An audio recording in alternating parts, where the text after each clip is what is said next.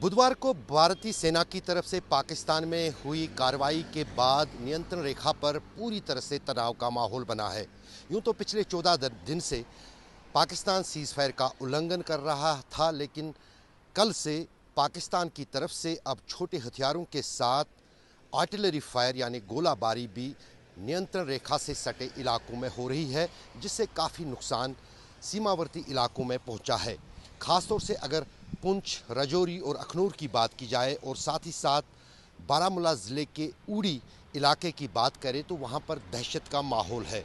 उड़ी सबसे करीब है नियंत्रण रेखा में पाकिस्तान के साथ। यहीं पर 2016 में जो है बड़ा आतंकी हमला ब्रिगेड हेडक्वार्टर पर हुआ था, जो सेना का उड़ी में है। उस पर भी कल पाकिस्तानियों ने गोलाबारी की है, लेकिन वहां पर कोई भारी नुकसान नहीं हुआ।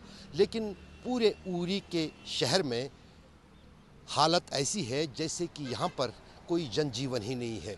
बाज़ार खाली हैं, सड़कें खाली हैं और उस बीच कई घरों को भारी नुकसान पहुँचा है।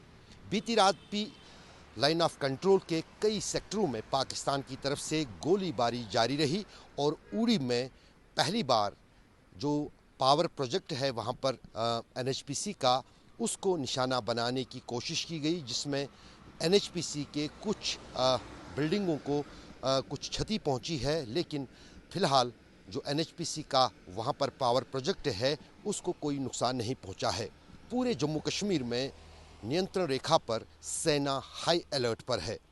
सेना के साथ साथ प्रशासन ने भी आम लोगों को राहत पहुंचाने के लिए विशेष तौर पर जो है वो वहाँ पर कार्य किए हैं और ख़ास तौर से सीमावर्ती इलाकों में लोगों को की दिक्कतों को दूर किया जाए, उनको हर तरह की सुविधा पहुँचाई जाए, उसके लिए प्रशासन ने पहले ही जो है आदेश दिए हुए हैं।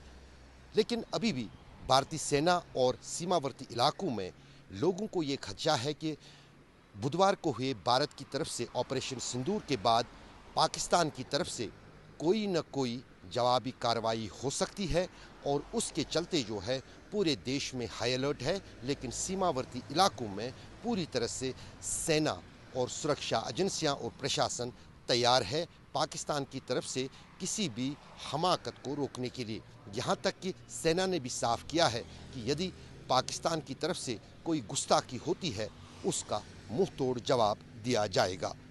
सर, यहाँ जो इस हमारे एरिया में लगभग 100 घर हैं, तो इस वक्त लगभग 60% घर यहाँ से हिजरत कर चुके हैं, नकल मकानी कर चुके हैं, जिनके पास सोर्स है। बाकी हम लोग जो हैं गरीब पसमानदा लोग हैं, हम कहाँ जाएंगे? हमारे पास कोई सोर्स नहीं है कहीं भी जाने का, कहीं भी रहने का कोई सोर्स नहीं है।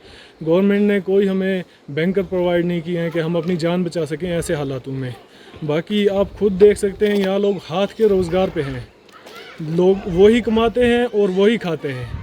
ना हमारे पास इतने पैसे हैं कि हम अपने सेल्फ बैंकर बना सकें और ना इतना कोई और सोर्स है हम जहाँ जाकर छुप सकें।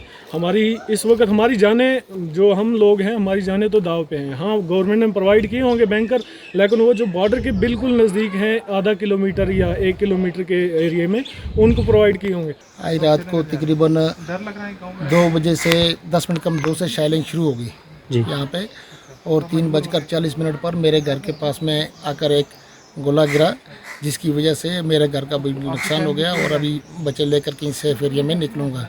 रात को हमने ऐसे ही बच्चे अपने दाएं बाएं से कहीं सिक्योर किए रात पूरी, और अभी मैं बच्चे लेकर यहाँ से कहीं सिक्योर करने के लिए किसी जगह पर लेके जा रहा हूँ। तो ओवरऑल हमने यहाँ के जो घर है वो हमने खाली देखे? जी हाँ, लोग तकरीबन मैक्सिमम लोग सर 50% लोग निकल गए यहाँ से, क्योंकि हालात बहुत ख़राब हैं। तो बच्चों को किसी सेफ जगह पर ले जाते हैं, देखते हैं फिर क्या होता है। श्रीनगर शिफ्ट हो रहे हैं सर। क्यों, क्या हुआ? यहाँ शीलिंग कर रहे हैं सर, बॉर्डर काफ़ी नज़दीक है, बच्चे डर रहे हैं, रात से ही पूरी रात से बैठे हैं ऐसे, इसलिए बच्चे को लेके शिफ्ट हो रहे हैं। क्या करेंगे? पूरी फैमिली लेके घर खाली रखा है? टोटल। मुज़फ़्फ़र अहमद के साथ अशरफ आनी, श्रीनगर, आज तक।